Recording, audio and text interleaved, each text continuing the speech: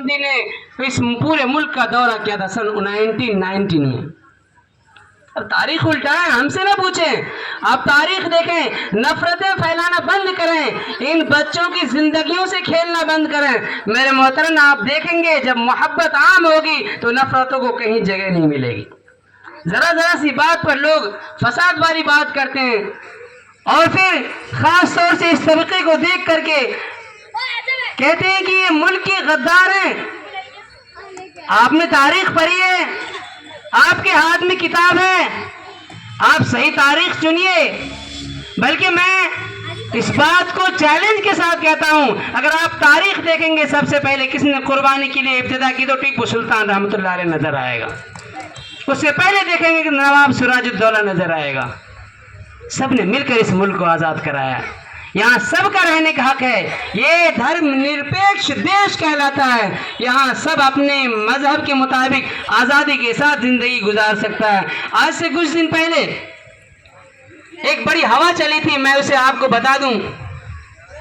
Unique civil code, uniform civil code के बारे में लोग बड़े खुश थे।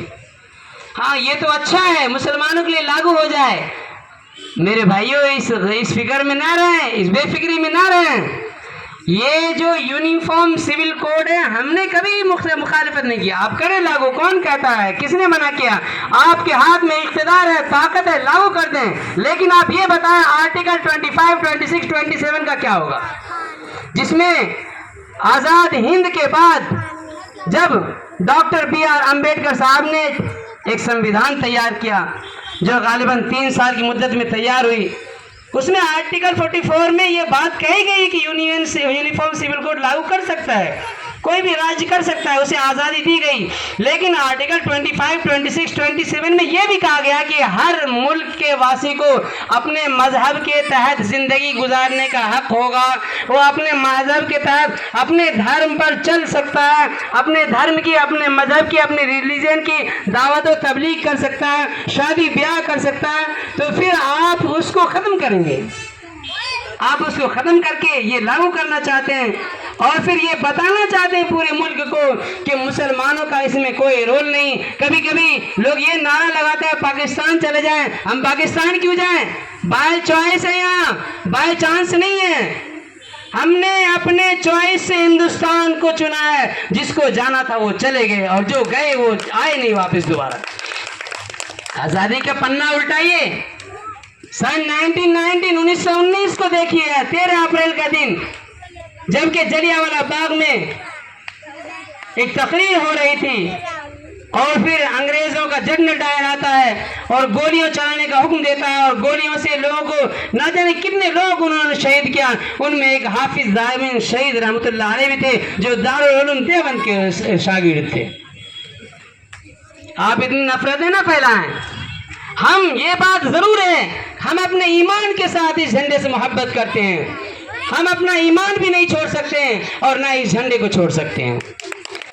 इसमें ये जो लहर रहा है, इसके पीछे हमारे बुजुर्गों ने कुर्बानियां दी है। हमारे मुल्क के न जाने कैसे कैसे नौजवान जिनकी शादी भी नहीं हुई, उन्होंने भी कुर्बानी दी। अभी अरमान लगे हुए होंगे, कुर्बानी दे दी। आप शहीद भगत सिंह का उठा करके देखें, तारीख उठाएं, चंद्रशेखर आजाद की तारीख उठाएं। सन 1928 में जब उन्होंने अंग्रेजों के एक बड़े ऑफिसर को कत्ल कर दिया जो कि लाला लाजपत राय के कत्ल के बदले में था, शहादत के बदले में था, उन्हें फांसी की सजा सुना दी गई। जब अल्लामा फजल हक खैराबादी रहमतुल्लाह अलैह ने यह फतवा दिया था कि अंग्रेजों के खिलाफ जिहाद किया जाए और इनके साथ काम करना हराम है, जनरल उसके सामने, उसके जज के सामने उन्हें पेश किया गया।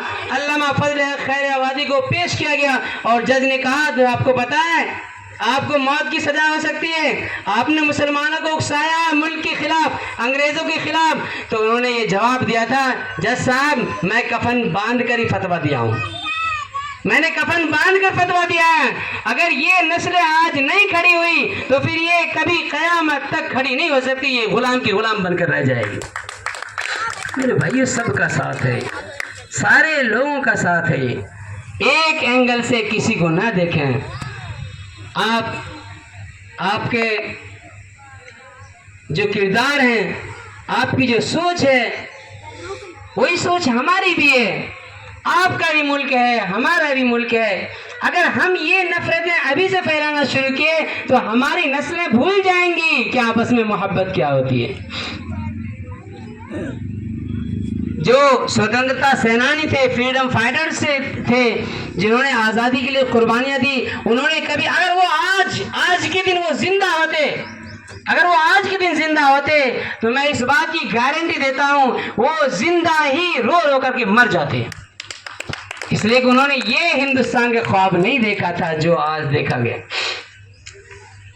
جب 1919 میں 13 اپریل کے ہتیا کانڈ کے بعد جلیانوالہ باغ کے 1919 میں نومبر میں جمعیت علماء ہند کا قیام کیا گیا. جمعیت علماء ہند ایک تنظیم ہے جو پورے ملک پر بغیر کسی قوم ملت کے فرق کے سبھی کے سامنے سبھی کے ساتھ ایک جیسا رویہ اختیار کرتی ہے. چاہے وہ کسی بھی قوم اور مذہب کے لوگ ہوں، وہ صرف یہ جانتے ہیں کہ ہم ہندوستانی ہیں. چاہے کہیں باہر سے پیڑت لوگ ہوں یا پھر جو ہے کوئی دوسرے معاملات ہو یا کوئی نوجوان ایسا ہو جو کسی کیس میں ڈال دیا گیا ہو، چاہے وہ ہندو ہو یا مسلم ہو، یہ وہ تنظیم ہے جنہوں نے سن 1919 میں قیام پذیر ہوئی. اور اس کے بعد گاندھی جی سے ایک مشورہ کیا گیا. گاندھی جی کو بلایا گیا اور مشورہ کیا گیا، اور مشورہ کر کے گاندھی جی سے یہ کہا گیا کہ آپ پورے ملک کا دورہ کیجیے اور پورے ملک میں لوگوں کو یہ بتائیے کہ آزادی کی اہمیت کیا ہے اور لوگوں کو جوڑیے. اس کے ساتھ دارالعلوم دیوبند کے علماء بھی تھے، اور گاندھی جی نے پورے ملک کا دورہ کیا اور